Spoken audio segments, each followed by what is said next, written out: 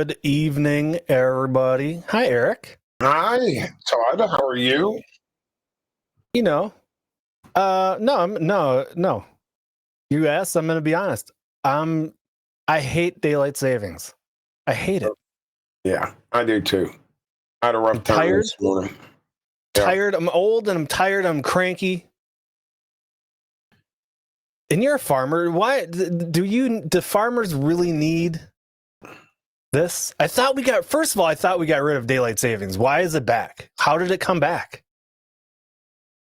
I don't know.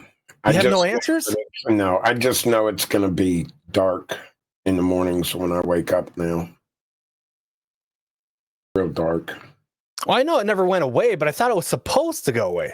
Well, they brought it up, I think, on the House floor, but I don't think it passed the Senate. So they're supposed to bring it back up again. All right. Well, everybody in here, get out and rock the vote. What do they say on MTV? Rock the vote.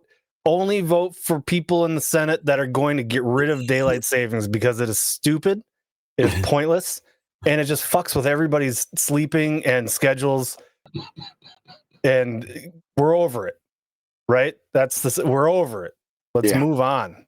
All right. No more daylight savings time. Going to make it rough for us, though. Just want it to go away. What's up, Too Girthy?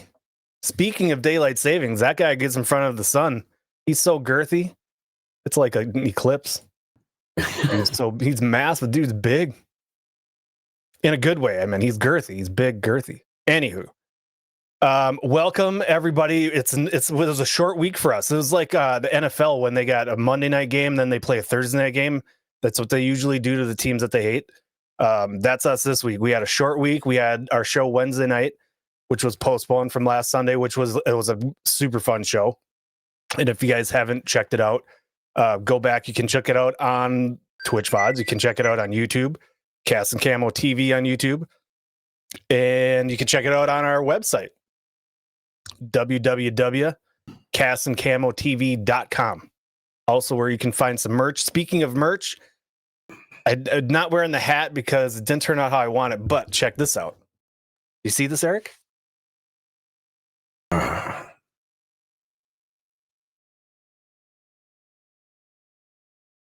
Got my hoodie. And I like it. I love it, actually. Is that really a Wallers you're kicking there? Yeah, it's that picture. Yeah, and on the bottom, see if I stand up, it says Vex Kwando underneath. See? And that Wallers, I think, is going to kick the living shit out of you. No. Now, I think we're gonna get into this question at some point with our guest tonight. But just to calm everybody down, I did call and talk to the Pacific Walrus expert out of Alaska, and I'm trying to get him to come on the show with us. And he called me a strange dude. I let him in on the joke. The joke. I let him in on the fact that I think I could take the walrus down in a cage match. I try to get comfy, and he hasn't responded. I don't know why, but he hasn't responded. Well, I'll keep trying though. Yeah. We'll get him on the show.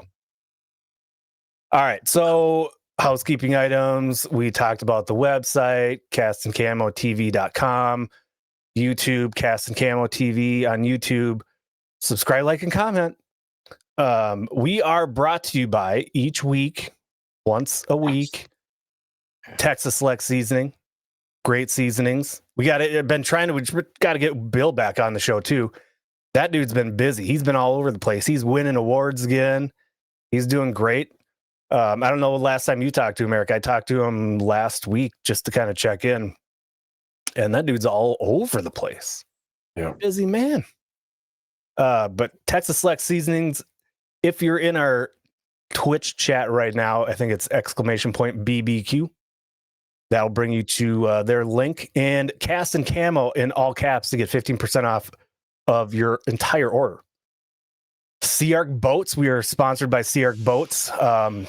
I think we both talked to Alex briefly this week from CR Boats. We got to get those guys back on the show soon. We need to get our butts down to Arkansas to get to their factory. We got to figure that out at some point. Maybe in May. Maybe we'll have to do that in May. Yeah. And of course, our newest. Oh, you're gonna say something? Oh no, go ahead. Oh, you're good. Okay. Our newest sponsor, who was our previous guest, Deer 30. Discount code Cast and Camo for how much? How much, Eric? How much was that? 24% off. 24. 24. See that? 24. That's 24. pretty Save that money. You gotta save that money. 24% off. Cast and Camo discount code. Exclamation point deer? Is that deer? I forget. We have Deer 30. We have so many freaking commands right now. Yeah. Deer 30, I think it is. Deer 30.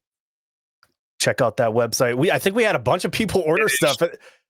We had Todd, it is Cast and Camo 24.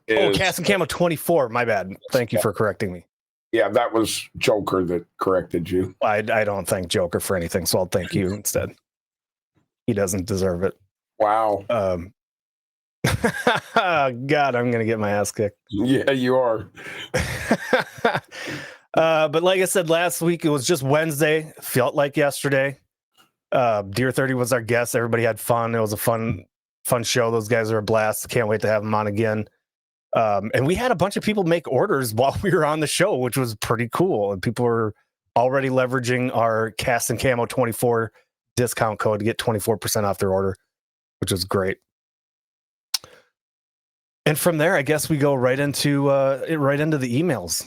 Everybody's favorite part of the show. Yes, definitely. Let's switch over. I hope we didn't get nothing from Wyoming.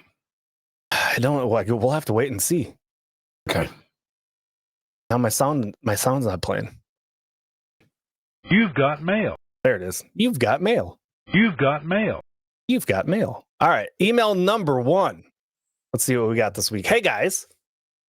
Thanks for asking, or thanks for, they can't type very much or very well. It looks like. Thanks for asking moving our show to Wednesday night.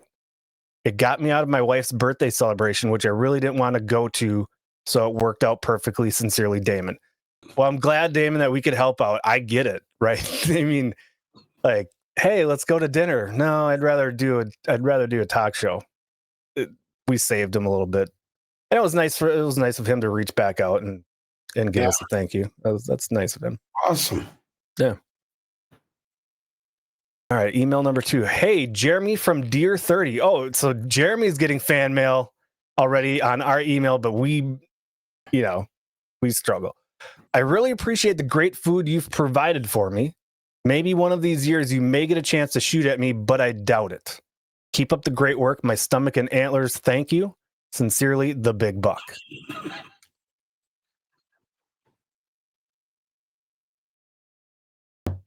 Look, Damon brought it up, said that he's the one that shoots all the big deer. And this kind of is proof. I'd hate to say that Damon is being, supported by. And it's very nice I'm glad that their deer that they are feeding so well with their minerals that they are writing into the show. It's great that they're viewers. We appreciate them. Thanks to all those wildlife that are out there watching. And last but not least, email number 3 of the night, Eric and Todd. I ordered the Cast and Camo throw blanket, and it is awesome. I put all my paintbrushes in it because they are my babies, and I coddle them with only the most comfortable and comforting items. Sincerely, Jim Bortz. Jim, it's great. First of all, thank you for the order. I think you're going to really like that blanket. It's not for paintbrushes, but I mean, I suppose you could wrap up anything that you wanted in the Cast and Camo throw blanket. It doesn't care, right? Paintbrushes.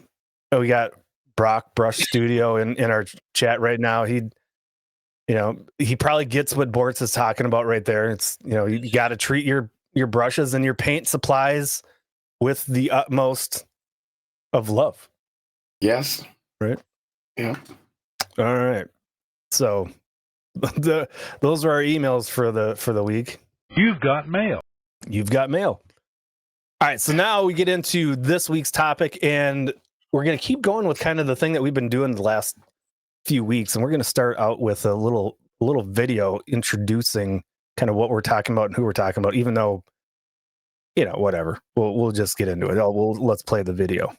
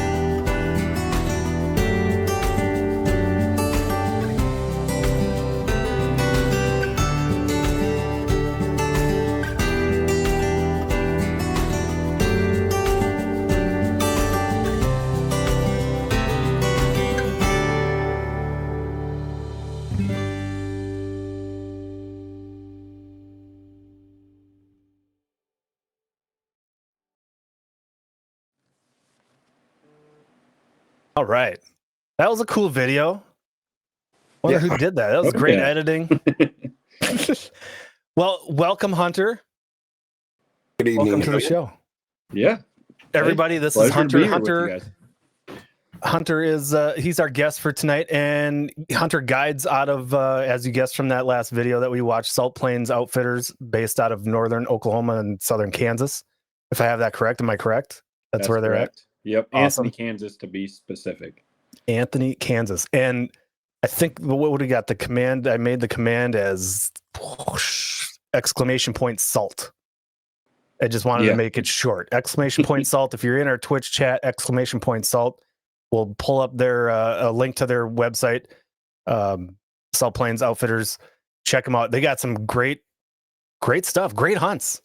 And one of the hunts that, well, they got the duck hunting looks phenomenal. So we are, I mean, that's our bread and butter is the waterfowl hunting.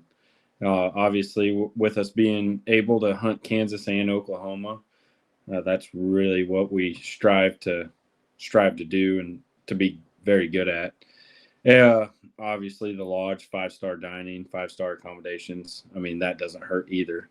And then my role in the whole deal is pheasant hunting. So I have all the dogs, I train all the dogs and do all the upland hunts. So that's kind of my whole role on the thing. And then we have, I think this year we had 10 waterfowl guides. So, I mean, you have a couple groups out hunting.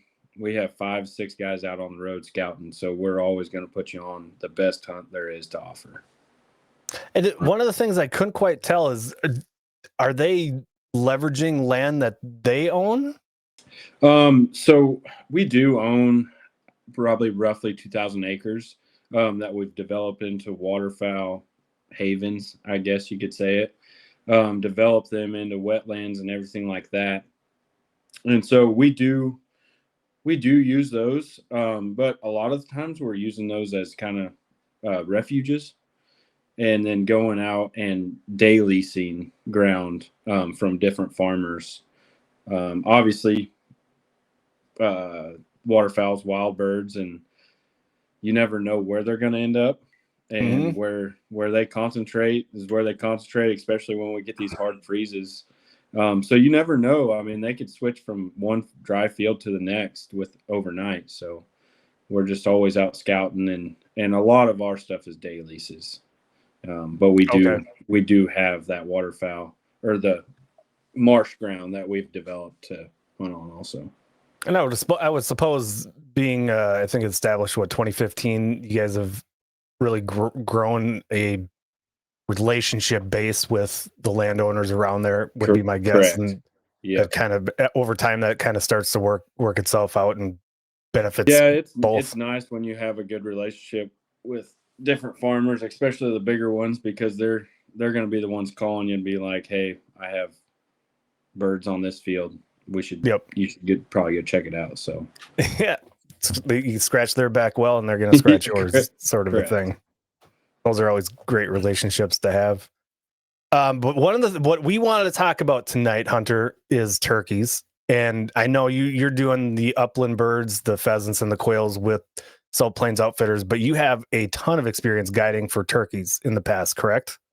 Correct. This is actually the first year that I won't have a full spring of guiding turkey hunts. Wow. So are you doing that outside of Salt Plains, or had you been, or was that built in with Salt Plains Outfitters? So I came on with Salt Plains 2 years ago. Okay. And before that, I kind of just freelanced on my own and worked with different outfitters. But yeah, that's kind of, and then I came down here to Salt Plains. We don't have the turkey numbers down here to withhold having a commercial outfit and to run turkey hunts on. And so that's kind of why we don't do that here. Okay. Right. And that's just, I mean, we'd love to. I mean, everybody that guides for us wants to guide turkey hunts. I mean, turkey hunts are just a fun hunt to guide, but we got to look at the big picture. Like, if we want to keep these turkeys around, we can't be going out there and slaughtering them. Yeah, correct. I mean, for lack of a better word there. I have this, when I go in April, it'll be the first time that I've officially will be hunting for turkeys. I see them when I'm deer hunting, and I threatened all fall while I was sitting in my stand streaming that as we watched a parade of turkeys, was waiting for the day for the season to open. And then it opened, and I kept forgetting to go get my tag, and I never ended up getting the tag. So it was like, I don't know if I want to waste a broadhead on a stupid turkey that's walking past while I'm waiting for the whitetail. But I've never. This will be the first time that I've gone strictly turkey hunting, and I couldn't be more excited. I'm totally pumped. I think jack you'll squat. be hooked. I'm sure I will. That's kind of my fear. Yeah. Is that it's gonna, okay, now I got to go get a new gun and new outfits and new camo. And if anybody out there owns a camo company, call us. More than happy to be sponsored by some camo folks. But yeah, I'm pumped. And I literally knew and know very little about turkeys. So I'm excited to learn more from you tonight, and I'm going to ask a lot of stupid questions and probably say a lot of stupid things. First and foremost, I didn't know turkeys went into trees. I never knew. I didn't know that until I was in high school, actually in college. And I found out it was deer hunting. I went out into my stand early morning, and I'm sitting in my stand, and it was all, it's all cozy and cuddly in my stand, and it was a brisk morning. And all of a sudden, I thought the apocalypse hit. and it was just the loudest noises, and all I could see was this black mass of things coming out of the trees in front of me, and I thought I was about to die. I didn't know what it was because I didn't grow up with turkeys or hunting turkeys or know anything about turkeys. And I'm like, what in the hell? What are those giant birds coming out of the trees? I thought it was the apocalypse. Lo and behold, turkeys roost in trees. That is correct. This is crazy to me. Now let's makes myself look like kind of an idiot, but it's been done plenty before on the show. Did you know, Hunter, that pickles come from cucumbers? I did. Yeah, I didn't know that. I didn't know that until about 5 months ago. I got made fun of quite a bit for that one. Oh boy. What kind of turkeys do you have to hunt in Kansas? So here in Kansas, obviously, kind of where I'm at right now is more of the Rios, but we do have Easterns and Rios in Kansas. But you have Rios there? Yep. Oh, okay. Down in the southern part of Kansas, you see a lot more Rios. Obviously, we're going to have a lot of hybrids too between that Eastern and Rio cross. Okay. All right. And the Rios they're kind of the medium-sized turkeys. Correct. Yep. And then the Easterns are the biggest, the baddest, the loudest. Right? Yeah. And now I think you mentioned, and we'll get into the specifics, I guess, but you did a lot of turkey guiding down in Florida. Yeah, I wouldn't say a lot. 3 years I guided turkey hunts down in Florida. Obviously, I've done more in Kansas just because I've grown up here and been around here more. But yeah, the Osceolas. Sorry, Yeah. I'm thinking of South America there. Yeah, and they are a very fun turkey to hunt, and just kind of hunting them in the swamps, that just gives it a whole new feel to it also. Yeah. You run into hogs too? Yeah, we hunted hogs a little bit down there, but most of the time it was when you were turkey hunting, you'd spook them a little bit, and they'd scare you as you were walking through the forest down there. Hell yeah. Sorry, Eric, you were going to say something. Interrupted. No. I was just asking. I was going to ask about the Osceolas, whether he thought out of the 3 birds that you've hunted, and that's the 3 birds you've hunted, Correct. which one do you prefer? I prefer the Rio. Really? Really? Yeah. Wow. That's a shocker to me. I figured you'd say the Eastern. I like the Rio. It's just you hunt those Rios more in the open country, and I think that goes back to all the guiding out west. I like to be able to see what I'm hunting before I go after it, instead of trying to call them out of just a dark oblivion out of the forest. Right. And that's where you're going to find your Easterns and your Osceolas. Right. And the Easterns, from what I know about them, is they are, and that's actually a segue to one of the questions that just popped up into our chat, but Easterns are known as being one of the harder of the subspecies of turkeys in the U.S. to hunt because, well, they say they're more intelligent, but I think it probably has more to do with where they're located and how often they get hunted. Well, and I think a lot of that comes down to they are the biggest subspecies. I mean, they cover the most ground in the United States. So, yeah, you're going to have a lot more people hunting just the Eastern birds than you do the Rios and everything else. And, yeah, that's why they get so smart, is because a lot more people out there chasing them. Definitely. And a lot more people that have an opinion too on that. That's just the Southeast in general. Correct. Yeah. Correct. You said it. It's like it feels like talking to somebody from I corner it as like the SEC conference area. You try to talk football or turkeys with anybody from that area, they have their very strong feelings about what's right, what's best and better. So one of the questions in chat is from one of our viewers: what is the hardest turkey that you've had to hunt, or what is the toughest hunt? Did I say that right? Which one was the toughest to hunt? There we go. The toughest is probably the Osceola. And like a hunt that comes to mind is an Osceola hunt. And I learned down there when the first year I started guiding Osceolas in Florida is you have to be patient because they are a quiet bird. Now, I don't know why they're quiet. I don't know if that's because of there's a lot more predators down there that can get after them, everything like that. But they are just a quiet bird. And for instance, the first week that I was down there, I kept coming back to the lodge and I'm like, man, I'm doing, like, I've hunted turkeys my whole life. Like, I know what I'm doing, but like, I know there's turkeys here. But they're not coming to me. Like, they're not doing anything.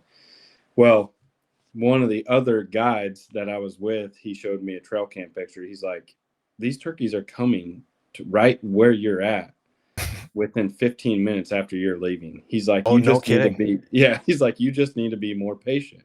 He's like, these birds are quiet birds. They will gobble a couple times, let you know they're there, and then they're going to sneak in on you. And they're going to do it more than any Eastern. And you see it a lot in Easterns. Not so much Rios. Rios are going to gobble their heads off for the most part. But yeah, it turned out you just have to be more patient, and you're going to sit there and not hear a thing. And then boom, a turkey's going to pop up. And so I guess that was probably the hardest turkey that I've ever had to hunt, is that first week of guiding in Florida. And I would assume some of what makes a hunt hard, whether it's no matter what it is the area that you're in too. So if you're in, I don't know, I don't live in Florida, but I'm assuming if you're in the swamps in Florida during turkey season, you're dealing with mosquitoes and other sorts of shit that makes sitting there miserable. It's like deer hunting in the fall, in September, early October, you're still dealing with mosquitoes that can carry you away. Well, that's just, in Florida, it's like, you're going to have some birds roosted in a cypress tree right above water. And you're like, well, I got to go right up to the edge of water because he's going to fly out to dry land. Well, the whole time you're sitting there, you're getting eaten by mosquitoes. You're looking everywhere on the ground, making sure a snake's not going to crawl up on you. Spiders, I'm terrified of spiders. Any kind of spider, I don't care what size it is. And then, obviously, if you're right next to water, you have alligators. So, I mean, true. I didn't even think about that. There's everything. They may even have walruses down there too. They might.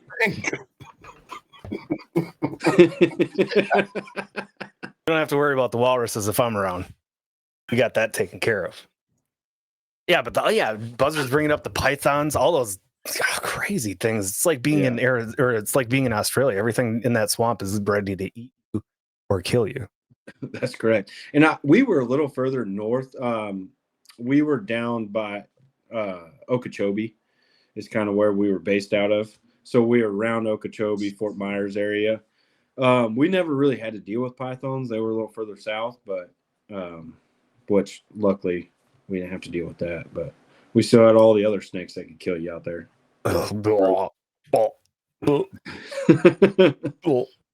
Did you ever see a gator? Oh yeah. How close did it get? Pretty close. I mean, never in an instance, like I was always pretty cautious about where I sat, but definitely walking in, like you'd be walking a canal road and you could shine your light down on those canals and those gator eyes would just be sitting there watching you. Isn't that amazing? Yeah. And especially like there's a couple times we'd have to wade through a swamp and you'd shine your light through the swamp and see just eyes gleaming out there. It's like, oh. Yeah, I stayed on the swamps down there in the cabin for a week. We were down there fishing for flatheads, and I never seen so many gators in my life. Yeah. I mean, they were everywhere. You take a flashlight out you walk outside the cabin's actually floating in the swamps. Okay. You walk out there with the flashlight and there's eyes everywhere. It's just unreal. Yeah, Could've it been. kind of give you the heebie-jeebies there for a little bit. Yeah. Could have been a chupacabra. Or I think they call them skunk apes down in Florida. The old Bigfoot. The Bigfoot. Yeah. Why are you laughing? I just haven't seen them here in Kansas yet. So. No, well, there's not many places to hide in the cornfields for the old Sasquatch in Kansas. So so in general, let's take a step back. In North America, there are 5 subspecies of turkeys. We've covered most of them. We've covered Easterns, well, we didn't talk really about Merriam's. We got Merriam's, we got Rios, we got Golds, and Osceola. You Correct. never hear about the Golds. Why? Because they're just in New Mexico and Arizona and nobody cares? Yeah, it's a very, very small pocket of them. Okay. And it's like, unless you are going after, so your Grand Slam is, I think if I'm correct, is just the 4. Osceola, Eastern, Rio, and Merriam. Yep. And to get your Super Slam is the Goulds and the Oscillated. The ones in Hawaii, right? South America. All right. So what's the turkey in Hawaii? Maybe the I don't know that for sure. It might maybe the Oscillated turkey. I was thinking that for you to get the Grand Slam, you had to get the one in Hawaii. Joker says it's the hula turkey. I'm pretty sure he's full of shit. I'm going to tell you right now, if you believe that, I know for a fact that ain't the name of that turkey. I think we need to get Joker. I'm pretty sure, unless it's been changed, I'm pretty sure it's just a 6. And so it's obviously the 4 in North America, and then the Goulds and the Oscillated that's in South America. But it could possibly be in Hawaii too. See, now they're ganging up on us. They're saying Google said the hula turkey. That cannot be right. Turkey, see, on-air production meeting, turkey in Hawaii. I swear to God, if this says hula turkey, I'm gonna shit. Rio Grande is in Rio? Hawaii. Yeah. Well, that would just fall into the Rio Grande Rio are actually in Hawaii. I didn't realize that. Which I could see it. I mean, those islands are open and kind of hilly a little bit. So, yeah, I suppose. And they go from Washington down to California. That would make sense why they'd be in Hawaii. Yeah, they just swam over. They just took the boat. took the boat. Went over to get a hula drink. They were established in 1815. It says they were in Hawaii. Yep, 1815. They were introduced. That was your senior year in high school. Yes, it was. Well, that would be kind of a cool trip, actually. If I'm over here. First of all, Hawaii expert, and you guys are teaching me something. Yeah, right. How cool! But it's like, not. Hawaii and hunt turkeys. But the Hawaii turkey is not its own subspecies either. So if it's a Rio Grande, right. But it's probably a cooler one. It can probably surf. Yeah, probably. Probably do a lot of things that the mainland turkeys can do.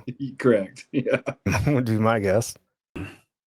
So if you have somebody like me who is a noob to the turkey hunting and you're taking me out on a turkey hunt, what are some pointers? What are some do's and don'ts for first-time turkey hunters? And then while you think about that answer, I'm going to throw something in there or another question from somebody in chat. If you know of a good turkey recipe, but we can come back to the turkey recipe. Okay. Let's start with pointers for a new person. What should you do? What shouldn't you do? What should you be ready for? Are we talking about what I tell my clients or what I would tell somebody that's going out and trying it on their own? Let's do both. Let's start with clients and then start with on your own. If I'm going out with a client, I'm just telling them to be as still as possible. I want them to have their gun up on their knee, ready to go. Obviously, in the area that I think he's going to come into, that may change. But if they're sitting down in a turkey chair, and I always bring turkey chairs for my clients so they can kind of relax, be comfortable. They're not fidgeting the whole time, because there's times where we call a bird in and it takes 30 minutes from when we sit down or quicker. And there's times where we're sitting there for 3 hours. So Yep. we need to be still the whole time. But I just tell them the biggest thing is keep your knees up, keep that gun on your knees, kind of keep it in the ready position, but a comfortable ready position, and do not move. And I'll sit right behind you and I will guide you through whatever you need to do, whatever we need to do, but we will go from there. But I just don't want you to move at all. Because once a turkey picks you out, he's done. He's not going to come in. No. Or, yeah, he may see you, but like if he's 80 yards out there and he sees some kind of movement that he's not sure about, he's just going to sit there and go back and forth. He's just going to skirt you the whole time at 80 yards. And so, obviously, a shotgun range, we need him within 50 yards for a good shot, especially for like a guy that I'm a client that I'm guiding. The biggest thing for a guy that's just getting into it and kind of new to the whole game is be patient. I mean, that's a big thing. Be patient. Sometimes there's a lot of times, especially on the Easterns and Osceola turkeys, they're going to be quiet coming in. Practice your calling. That's a big thing. Is there's a lot of guys that go out there and they don't sound a thing like a turkey. And all it does is educates turkeys that are out there and makes hunting way harder for anybody else that's coming back out there in that area, or for yourself too. So do a lot of calling, research calling, practice calling, make sure you're pretty decent on the call. And if you aren't, just grab a box call and use a box call. Don't try to use a diaphragm. If you aren't good with a diaphragm, or you're not good with a slate call, just use a box call, because pretty much anybody can sound good with a box call. I've been in anticipation for the April turkey hunt. I've been practicing. You want to hear some of my turkey calls? Let's hear them. Okay.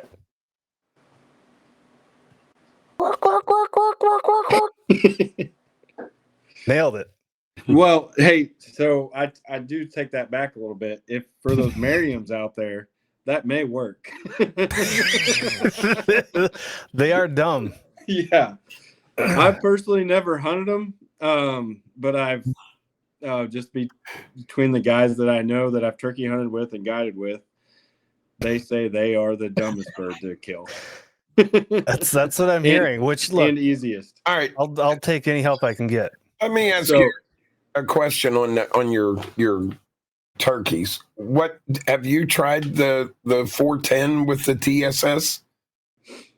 I haven't, but I've guided a lot of guys that shoot the 410 with the TSS. They claim that is like the mega gun now. With the net shot TSS, it's supposedly like unbelievable. I've never had one get wounded. Yeah, I mean, these things shoot a pattern at 40 yards like this. Yeah, and the furthest I've seen, unreal, 45 yards. I watched a guy kill a turkey with a 410 and TSS. Now, I'm not condoning that. No. That was just right. That happened, but we got the turkey. But yeah, definitely don't condone those long shots. Like, if you can't call them into 20 yards, like you need to be better. In my opinion. Well, I mean, I've just been hearing everyone's been talking about this 410 with the TSS and the extended muzzle on it, for it, and it's just supposedly one badass gun. It is. I mean, you can't get a better gun, in my opinion, especially for the youth. I mean, Right, exactly. That's what my grandchildren have. Yeah. Both my grandsons have that. now I will say you definitely need to pair that gun and the TSS up with a full, like a extra full choke. That's what I was Obviously, talking about. yeah. The extension on the end of your gun for the full choke. Yeah, it'll make a Correct. big difference. Yeah. So going back to, well, actually, no, we're going to come back to the recipe because, well, let me ask you, do you even know a good recipe for turkey? Turkey nuggets. Okay. I mean, honestly, that is the best way. Any kind of wild game bird that a turkey, pheasant, whatever it may be, it dries out very fast. Yeah. So unless you're putting it in a crock pot, cream of mushroom soup, something like that, or frying it, those are the two best recipes I have. Now, I'm not a 5-star chef either, so I don't know if I could if there's different ways to dress it up a little bit more or not. So I'm sure there is. I would smoke it. Like, that's just my go-to with any, like, even pheasants, ducks. I just smoke it because I don't like the taste. So I just throw a bunch of smoke on it. Correct. Okay, so go for talking about guns and the turkeys and noobs like myself. Where is somebody aiming for that turkey when they're holding, if they're hunting with a gun? Where are they aiming for that turkey? The neck. So you aim kind of right under the neck. I mean, obviously you want to head shoot them. That's the golden ticket. But if you aim right where their head, that red part, their gobble, everything meets their neck where the feathers meet, I tell everybody to hold right there and you'll kill a turkey. You cover your barrel up and you're going to smoke them. How is it different with bow? A bow, that's tricky because there's a lot of different opinions on where to shoot a turkey with a bow. Now, if I have a guy out bow hunting, which I don't guide a lot of people bow hunting turkeys, mostly everybody brings a shotgun. But I tell everyone to aim at their legs. Not like at their legs, but kind of where their feathers, if they're fanned out, where their feathers go down, their wing feathers, where they go down and they come back up where that big chunk of meat is out their legs. I don't know if this is right or wrong, but I've never lost a turkey doing it. Kind of takes their legs out, and that's kind of a trick that I've learned growing up shooting them with a bow. But it kind of takes their legs out, and you do get some vitals if you can kind of aim up there to the top front of their legs, I guess you could say. Mm-hmm. You do catch some vitals, and they do die. But the legs, they can't. If they can't run, they can't fly. So that's true. A turkey has to take off running before it can fly. It can't just stand right there and fly straight up in the air. So if they're not dead, like with a goose, you just grab it by its head and you just go chase it down and stand on its head, kind of the same way you do with a goose. Okay. Now that's probably not the right way. That's probably not the best way, but that is the way that I found that works the best. I mean, I would assume it's like I said, it's probably the same as a goose. You just wring its neck. Now, the best, I don't know, if you get online and read, the best place to shoot a turkey with a bow is probably right up the keister. So if he's fanned out, you shoot him right there, and that arrow is going to go right up there and take everything out that it needs to take out. What if they're facing you? I do not. If you're good enough to decapitate them, take that shot. I should have started with that. If you are good enough to decapitate a turkey with a bow and arrow, you want to take his head off, and that is going to guarantee you a turkey every time. I do not recommend shooting them straight on in the chest at all. I've personally lost a couple doing that, and I've seen a couple get lost. So, Are you saying you've had deflections off that front breastplate? yeah, correct. It goes in that front breastplate and deflects right off of there and does not hit any vitals at all. Right. I know a thing or two about arrows deflecting. I think we've all had it happen to us once or twice. Yeah. So what's your favorite call? Oh, I got a bunch of them. Probably my favorite brand is Woodhaven. So is it a mouth call, box call, slate call? What are you using? So I'm using a glass call. So it's a slate call essentially, but it just has a glass plate in there. Right. So I'm using a glass call and then mouth calls. I really like the mouth calls, just because obviously it eliminates a lot of the movement. I like a box call if it's a windy day, if I'm trying to get that sound out there to cut through that wind a little bit. And then a slate call, glass call, I just like the sound of those. I think those just sound the best. So until that turkey's in close, I'm probably using that, or if I need to change it up a little bit. I love the mouth calls. Them and the slate calls I enjoy them the most. Yep. Yeah, and I like a box call. That's more or less more of like a locator for me if I'm on a new piece of property and I'm trying to get a sound way out there. Speaking of locators, what do you use for your locator? A crow or an owl? Or An owl. Yeah. I use an owl most of the time. Say, because I've been a lot of places where people use the crow calls, they use a barred owl, and they use the woodpecker, the one woodpecker call that they'll use. Okay. Y'all need to explain to me what the hell you're talking about with locators. What is? I've not read about this. What are we talking about? I'll let him go ahead and say it. Okay. So when you crawled up in that tree stand way back in the day, yeah, and all those birds were sitting there amongst you, yeah. If you would have stood on the ground and owl hooted at them, they probably would have gobbled. Had it been the spring. Really? Yeah, they probably would have made you fall out of the tree stand if you would have. Correct.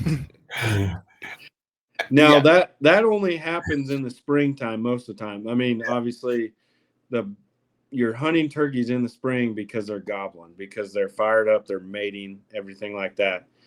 I've heard there is instances where they're gobbling in the fall time while they're roosting and everything. You'll hear them gobble throughout then, but you're going to hear them most in the springtime. So say you're walking into a new property or you didn't get a scout in the night before, so you don't really know where they're roosting at. You can go in there before daylight, give them an owl hoot, a crow call, woodpecker, anything, and get them to gobble, and then you know exactly where they're at. Oh, shit. But you don't want to crawl in there and get underneath the tree that they just gobbled from, because you just screwed yourself. Correct. I've seen a lot of people do that. They go out there, they hear the turkey gobble, and they try to enclose on that turkey so much that they ruin their whole turkey hunt. Because if you like it or not, a turkey doesn't just fall out of a tree. It flies. Glides maybe 200-300 yards away from that tree. Yeah. Yeah. Like I said, they scared the hell out of me that day coming out of that tree. So morning versus evening. Morning. But it compare because you're gonna hunt both, or you can hunt both morning and evening. Yeah. Now there are some states that don't allow you. There's some states that stop you at 11 o'clock or noon time. Oh, no shit. Yeah. Okay. Yeah. I didn't know that. I know Missouri for sure. Arkansas, I think. And I can tell you anymore, but I know Missouri for sure. Pennsylvania used to be. I don't know if it's still that way now or not, but Pennsylvania is 11 o'clock in the morning. You had to stop turkey. Okay. What was the reason for that, Eric? Well, it's basically because the turkeys, they want the turkeys to go ahead. if you know anything about the breeding of the turkeys, so when your gobblers come off of your roost right off the bat in the mornings, the first thing they're doing, they're looking for a hen to breed. So they go breed a hen, and then when they're done with that one, they go find another one. So what they do, they take the hunters out of the equation at 11 o'clock in the morning, and them gobblers are not bothered the rest of the afternoon to breed hens. And they may do 10, 12 hens a day during that time. Jeez. Yep. Yeah, and it's I mean Insert your bow chicka bow wow. they're not a Vex Condu. Definitely not. Yeah, I don't. But it's just it sounds like your 20s. Oh my God, Joker! I just got a bad thing in my head over there. Oh, gross. So anyway, so anyway, that was the reasoning kind of behind that, is to leave the birds alone so they can go ahead and finish the day out.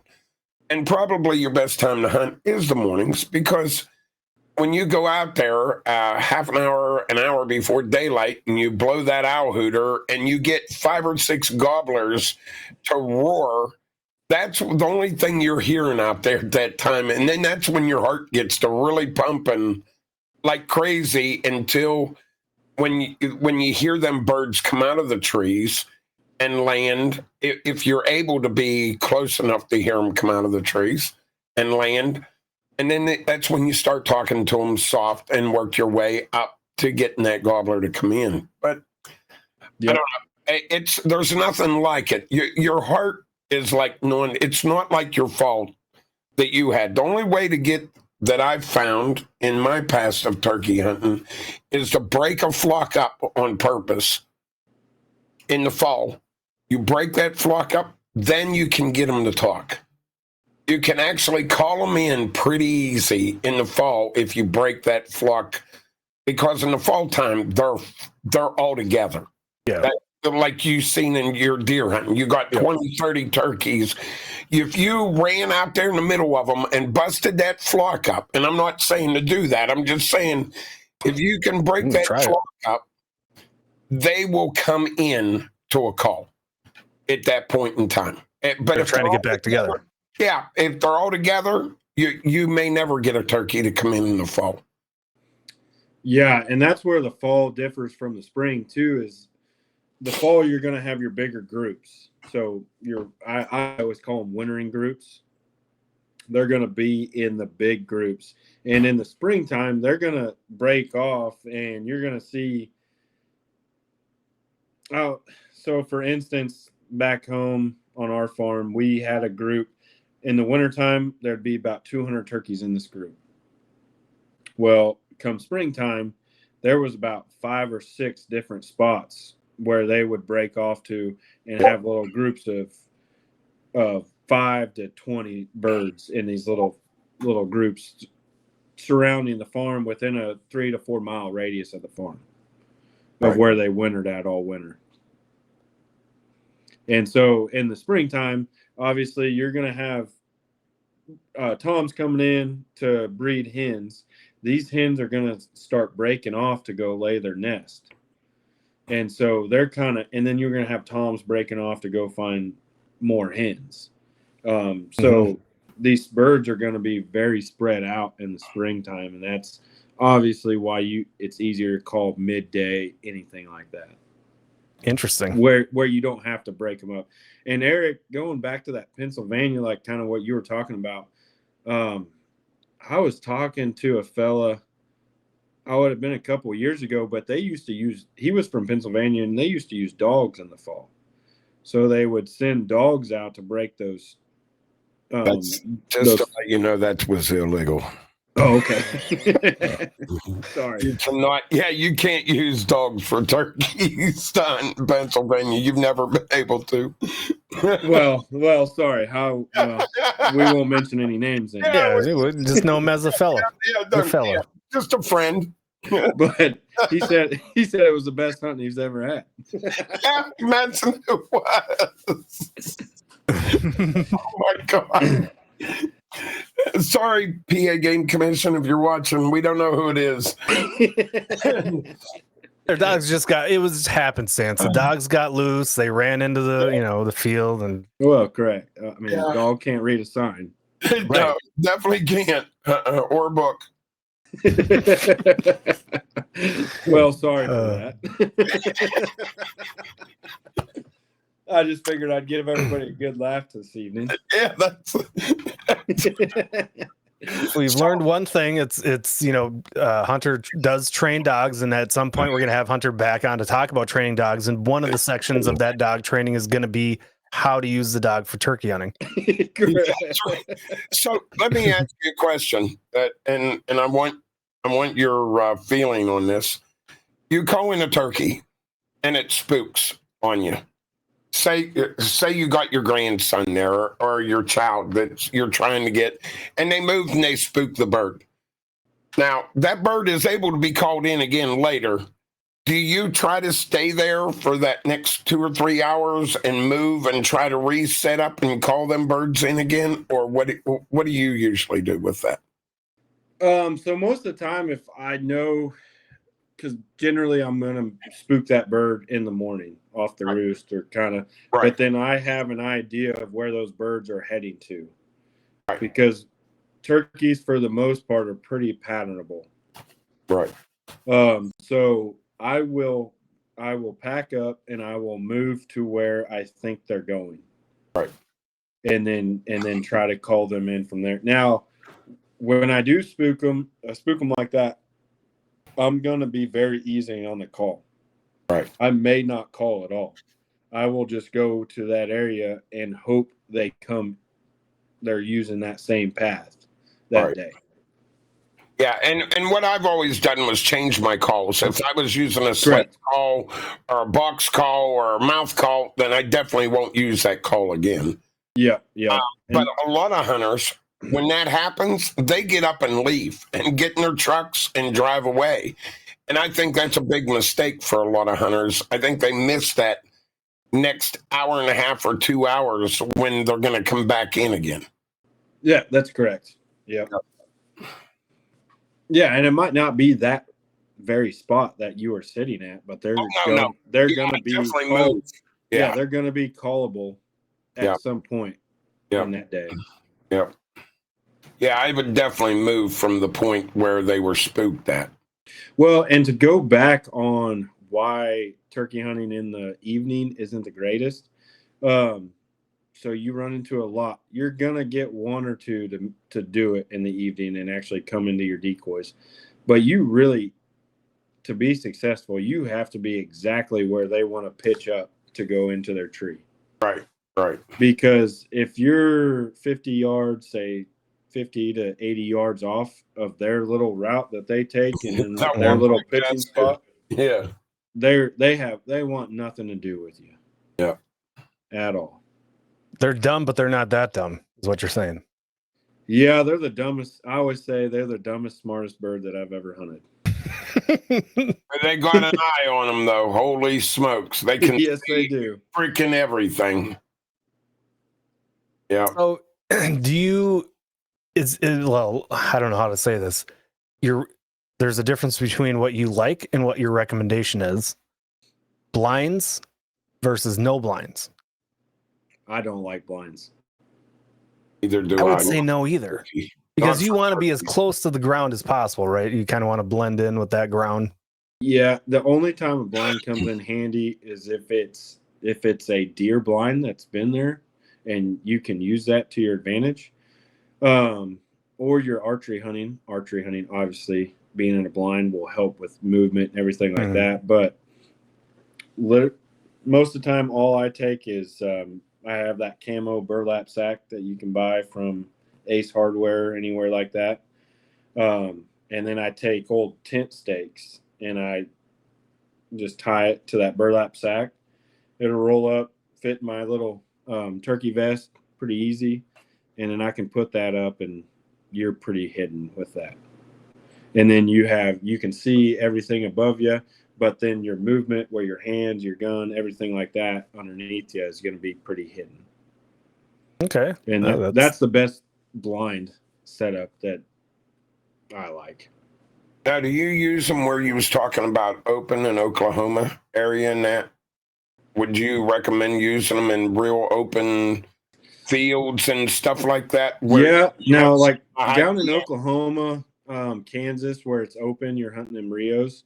Obviously, you want like the best scenario is to have a cedar tree and crawl up under a cedar tree because then you're very camoed and nothing seeing you. But if all you have is a tree, say like a cottonwood tree, just out in the middle of this pasture, but you know this turkey's going to come next near it. If you put that's what I do. I just sit at that tree, put one of those blinds up around me, and you're pretty camoed in. Now, Why not use stands like a deer stand? Why not? you could. I mean, I don't. Them turkeys. Let me tell you this, Todd. If I squeak on one of these mouth calls, they know exactly the point that I'm at. They know exactly where I am. They know if I'm on the ground or up in the tree. I can tell you that right now. Okay. And I'd rather be on the ground calling than I would be up in a tree calling. Gotcha. I Makes think sense. mess it up a little bit for you being in a tree. If it's the middle of a day and a turkey hears another turkey in a tree calling, they know something's bad. Yeah, there's been an alarm happen. Yeah. There's Trouble. only one reason a turkey flies up in a tree in the middle of the day. Yeah. Interesting. So they're not as dumb as I thought. Oh, they know exactly where you are. I mean, you can call one time to a turkey, and he ain't gonna forget where that call come from. The exact point. Yeah. I mean, you heard my turkey call a little bit earlier. It's love talk. It's not going to be able to resist that call. Well, that was a pretty sexy voice. That's I mean, right. you did get a response out of a couple people. That's what I did. Yeah. See, Yeah. I'm practicing. What do you know? So where are you going to be hunting next month? Probably Kansas, Oklahoma.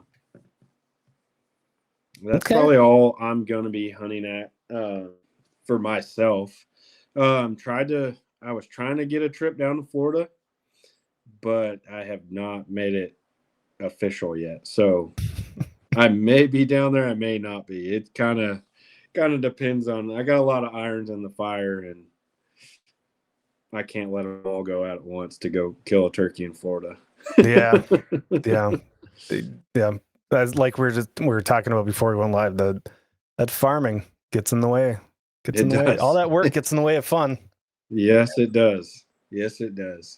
But like I said, I've guided the Rios, the Easterns, and the Osceolas down in Florida, but I have yet to successfully fill my sling.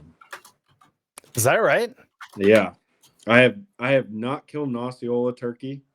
I've probably guided, 20, 30 of them throughout my little career. I have not killed one. And then obviously the Easterns and Rios, that's what I grew up on. And then I've never been after a Merriam. No reason? Any specific reason? You just don't care? Time. Oh, I thought you were going to say too easy. No. So when does your turkey season come in Kansas? It'll come in April. I think shotgun opens April 15th. And when's it come in Oklahoma? Is there a difference, or are they both about the same time? It'll be within a week. I don't know Oklahoma for sure, but it's probably going to be within a week of each other. And then obviously Florida is open at the moment for Osceolas. And then are they? And it'll just start working its way up throughout the United States. I knew there was differences. I guess I've never really looked into Florida some opens open, one don't. Probably about a month earlier than anywhere else you can hunt a turkey. Interesting. So ours, I just looked ours up because I was not positive on ours. Ours is April 1st and 2nd for youth.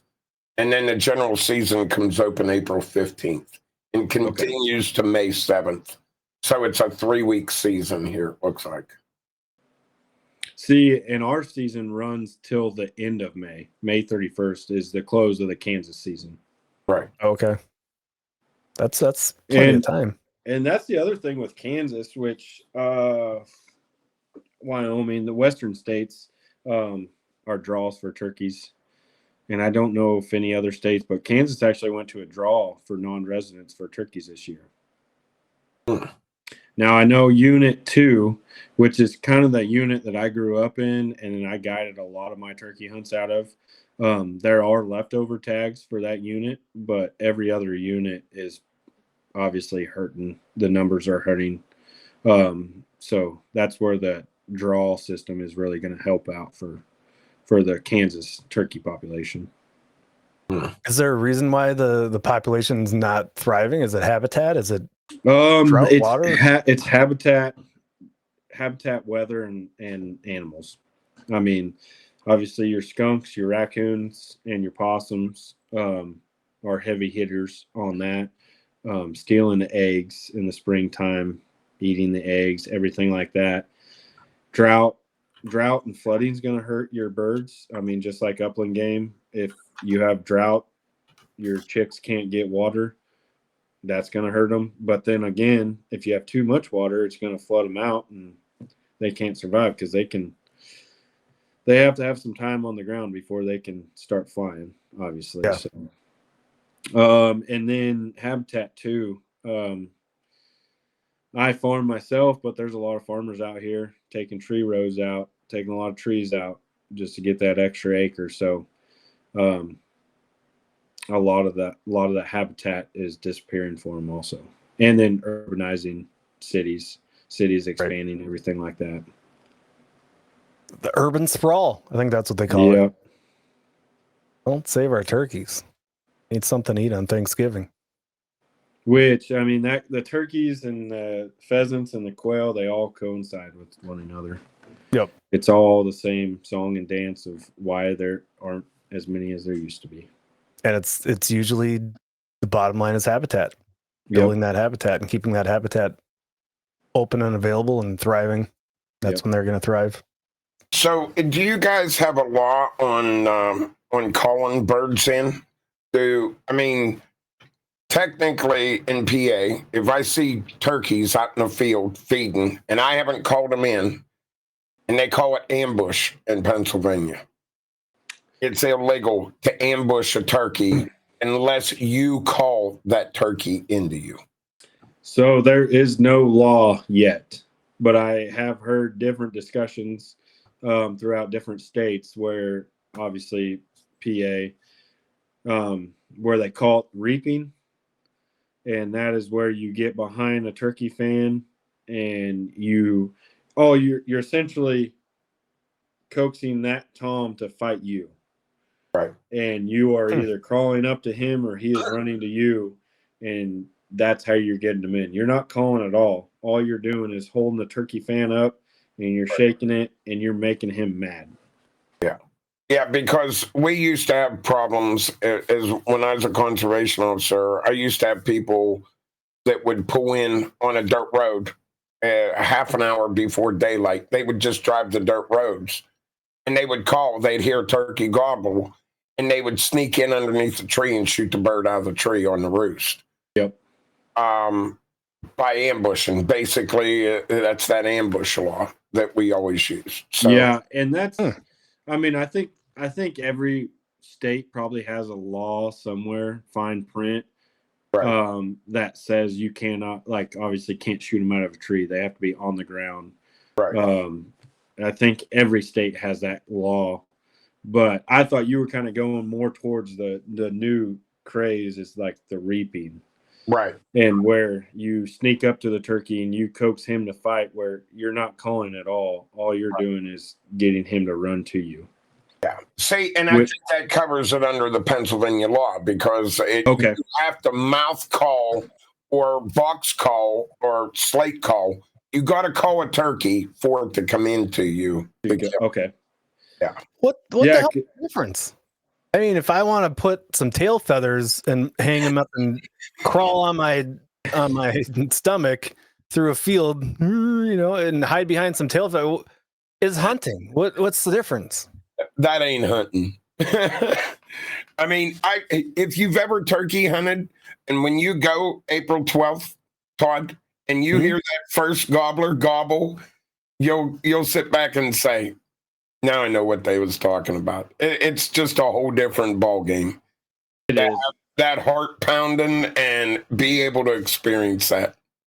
Now, I will say, as a guide, I've had to reap a couple. Now, I know in the states that I did it in, it is legal still because they haven't outlawed it anywhere. Or Everywhere. Yeah. They really, really haven't outlawed it anywhere, except for certain states.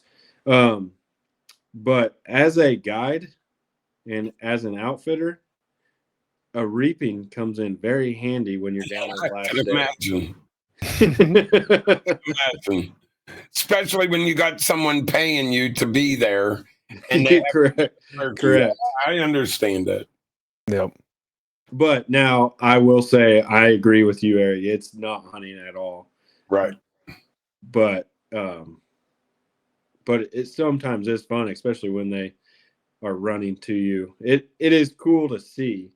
It's not cool to do every time, I guess I should say. I guess the biggest part that I get, and just like Catching Deers just said in our channel, there is one thing that will always get you, and that's when a turkey's gobbling and you can actually hear it vibrate when it's so close to you. You can hear that exhaust come out of that turkey. There's nothing like it. I mean, it just... No. And especially when you can get them close enough to where you can hear them drumming and spitting. Yeah. I mean, they're within 20 yards. If you can hear a turkey drumming and spitting, they're within 20 yards, and that is the coolest sound you'll ever hear. And that goes back to Florida, like when we were hunting the swamps.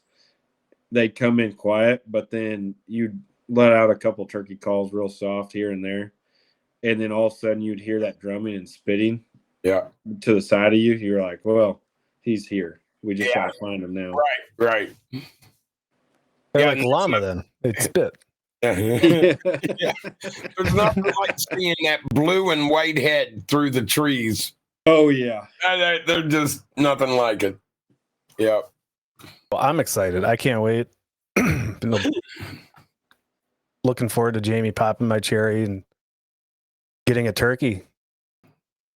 Hopefully. I mean, hopefully. I've been giving him a lot of good pointers, so have you? He should be in very good hands. Oh, I hope so. I was hoping you were gonna say, I plan on just coming up.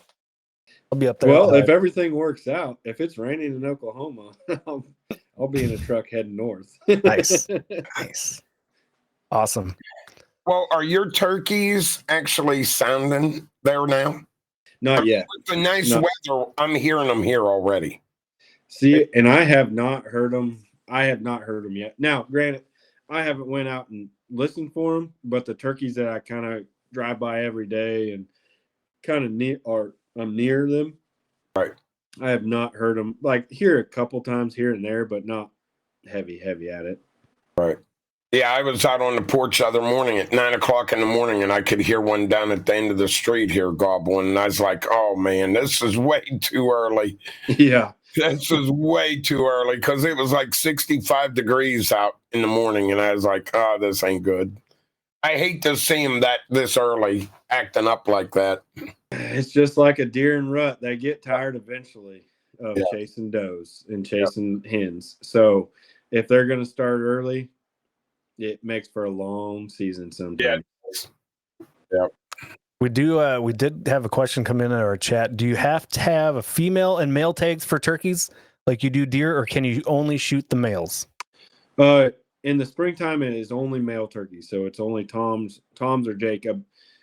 What it reads is a bearded turkey. So obviously everybody has seen on social media, like a bearded hen, anything like that. So most of your tags read a bearded turkey. Yeah. So that goes for a bearded hen, a Jake that with a visible beard, or obviously a Tom, which everybody's after. Now in the fall time, most states will allow you to shoot hens. Right. Yeah. Now, when you get a fall tag, that's an either species or either sex tag, generally. Yeah, that and Gotcha. most of the state, like here, we were allowed 2 gobblers in the spring. In the fall, we're allowed 2 turkeys, and it could be both females. Yeah. If you want to shoot 2 females in the fall, you can, or 2 males in the fall, you can. So another question came in as a follow-up. Is that due to females carrying the offspring? Correct. Yeah, I mean it's the same reasoning as behind why you don't shoot a doe during rut. I mean, you want that buck to breed that doe. You want that turkey to breed that hen and produce the next tom that you're going to go hunt. Yep. Yes, you can, Fern. But I asked him for Kansas and Oklahoma. Can you hunt in the spring? Can you still hunt in the fall? Correct. It is 2 different types of tags. So technically it's 2 different years. Your spring tag and your fall tag. It's 2 different seasons. Plus, that's more revenue, Yeah. right? Yeah. Be honest. I mean, they could make it one tag, but yeah. See, and the Kansas and Oklahoma. I mean, they're obviously Kansas's name is so big for deer hunting that fall turkeys don't really get harmed in the fall. I don't think they get harmed here either in the fall. To be Yeah, there's one a very select group of people that fall turkey hunt. Yeah. well, like I said earlier, I mean, I could have went and got my tag and filled out a couple times, but I was in the stand. I'm looking for deer. I don't want to mess up that deer hunt by shooting a turkey right in front of me. I think once you go spring gobbler hunting, Todd, you probably won't shoot your turkeys in the fall because I have them walk past my stand and my blind all the time when I'm down there, and I can shoot one with the bow, but I don't. I'd rather, if I'm going to go turkey hunting, I'd rather call it in and it gobble or call the bird in to kill it than I would just to go down and have one walk past you and shoot it. I don't think that's any fun at all. But if I can call that fall bird in, bust them up, then I'll go do it. And that's enjoyable too. Either way, it's going to fill your belly. Yeah. Right? I mean, oh yeah, they are good eating. Like I said, the turkey nuggets. I love frying up some turkey nuggets. I have to try that. I don't think I just had smoked. Never had nuggets. Sounds good though. Yeah, I mean, if you like chicken nuggets, I like chicken nuggies. Yeah, you'll like turkey nuggies. All right. Next week, Todd's going to be, instead of Vex Condo, it'll be on turkeys in a gauge. Hey. So the whole thing, Hunter, just to fill you in with, my hoodie, I've got my Vex Kwando. It's me drop kicking, karate kicking a walrus.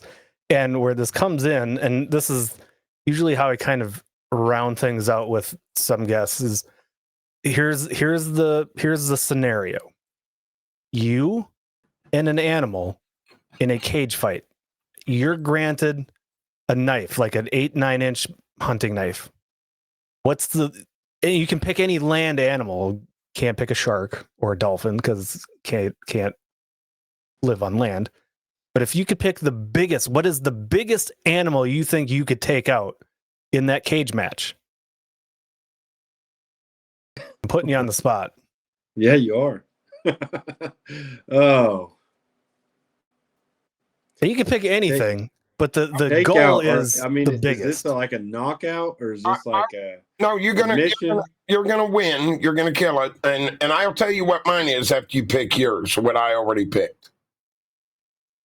Okay. And I picked a walrus. Yeah. Walrus. I don't know. Honestly, I probably have to agree with you, Todd. Yes. No, yes. No, come on. I don't.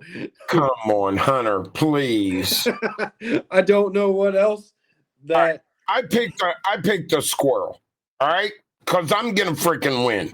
There ain't no way. Now that walrus, he has tusks that freaking long, and they're gonna put it right through the middle of his side when he tries to go up and stab it. If you get control of the tusk, I mean, Well, do you if you see can how get if you can get that is? tusk control, you I think think you you're got him. possibly gonna give it a chokehold and win? You've never seen his pipes? He might be packing heat under those sleeves. You don't know. I don't know. How are you going to catch a squirrel? We're in a cage. He can't get out. I'm gonna eventually catch him. You still They're gotta fast. catch the damn thing. I may have to put my nuts out there for him to come over the boat. You know? I'm Does gonna that win. work? Does that work for Pam? No, Oh. definitely done.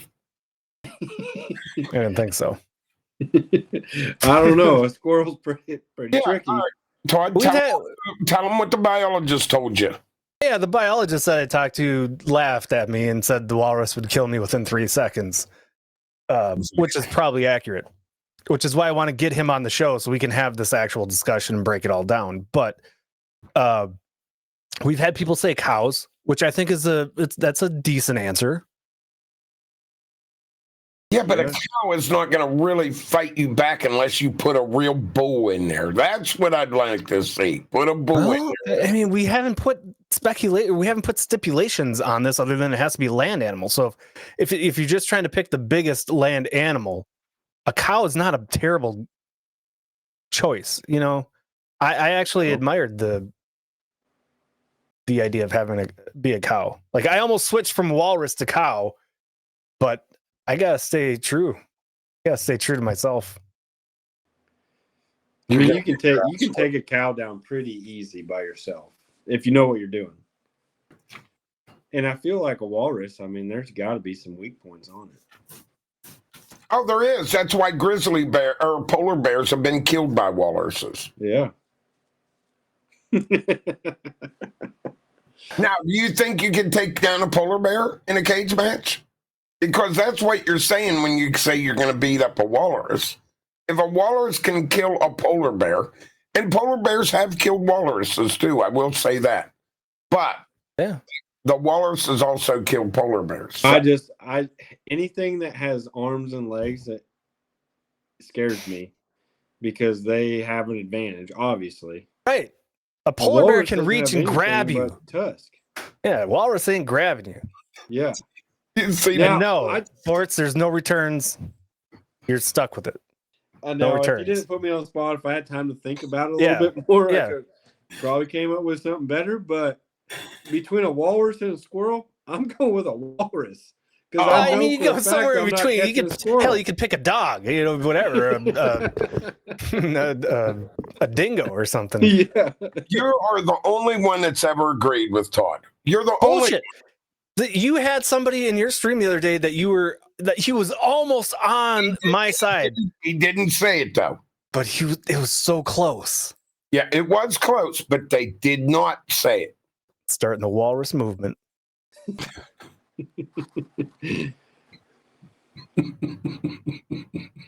Yeah, no returns, sports. This is so bad. Suck it. Get wrecked, nerd. All right. Well, do you have any other questions, Eric? No. I do want to say, Hunter, thank you. It was very well worth it. I did enjoy it. Yeah, Yeah, definitely. this was great. Thank you guys for inviting me on. Yeah, we'll do it again. We'll talk. Who knows what we'll talk? We might. I think we should get into the dog training. I think the fact that you are training all those dogs for that, I think, is fascinating, and I would love to hear more about that. Yeah, but we can that's only do all. one topic at a time. I was going to say that's a whole new creature, and then the western hunting too. So True. Yep. Yeah, we got a lot to talk to you about. a little bit of everything. Most So definitely. you do elk hunt quite a bit, from what I understand. Is that right? Correct. Yeah. And what state do you elk hunt in most of the time? Wyoming. Wyoming, but I've hunted personally for myself in Colorado and New Mexico also. So you go to New Mexico quite often? Not quite often. I've actually only hunted down there. I say for myself, my buddy drew a tag and I went with him. Okay. But I am currently trying to draw a tag in New Mexico. So Okay. Is that preference Hopefully. points? there's no preference points down there. Really? Okay. It is all a random draw every year. So, Gotcha. and they kind of go by obviously like a non-resident that isn't getting an outfitter. That's a percentage, a smaller percentage, and then a non-resident going with an outfitter is a higher percentage. So I Right. dealing with that because I want to kind of do it on my own. So Right. Nice. We do have one more question from chat. I'm interested to know your answer to this. Which tastes better, male or female turkeys? Is there a difference? well, I've never shot a female, so I only know what a male turkey tastes like. I Oh, don't, there you go. I could imagine there's not a difference. I've Yeah, I had- would- and I don't think there's a difference. I would assume there's no difference. But I kind of get the question because with deer, I mean, if you're gonna, I'd rather eat a fawn than a 7-year-old buck. I think an older deer, an older turkey, an older bear, they're Yeah, going to be a everything's little gonna bit tougher than Yep. they are, a 2-year-old or a 3-year-old, something like that. Yep. Now, I will say, like, I've never personally done it, but I've had several other people try it. The legs on a turkey, those can be very hard to cook because they can be stringy and tough. But I've never had them personally, but I know people that have had them and cooked them the right way, and they've had some good wild turkey legs. And then I've new people that have cooked them the wrong way, and they are the worst thing that they've ever eaten. So Big ass turkey leg. yeah, and it's just because they can be very, very tough. Yep. Definitely. When you go to an Iowa football game, you walk down the street and they've got the vendor, big ass turkey leg. Yeah, And you always got to stop and get a big ass turkey leg. you get a big ass turkey leg. Delicious. All right. Well, thanks, Hunter, for coming on, and we'll definitely do this again. Eric, thanks for hanging out. Hunter, thanks for hanging out. And everybody in chat, thanks for hanging out. And good questions from people in chat. And if you're watching later on YouTube, check us out on every Sunday night, 7 p.m. Central on Twitch under Cast and Camo. And if you're watching on Twitch, check us out on YouTube. Look at all our VODs, Cast and Camo TV, and check out the website, castandcamotv.com. We've got merch. You can get your very own Vex Kwon Walrus karate kicking hoodie or t-shirt and a whole bunch of other stuff. And you can, if you want to coddle your paintbrushes like Daddy Bortz, you can get that throw blanket and wrap up all your paintbrushes in that nice little furry throw blanket. Nah. Yeah. All right. We'll see everybody next week Sunday. Good night, everyone.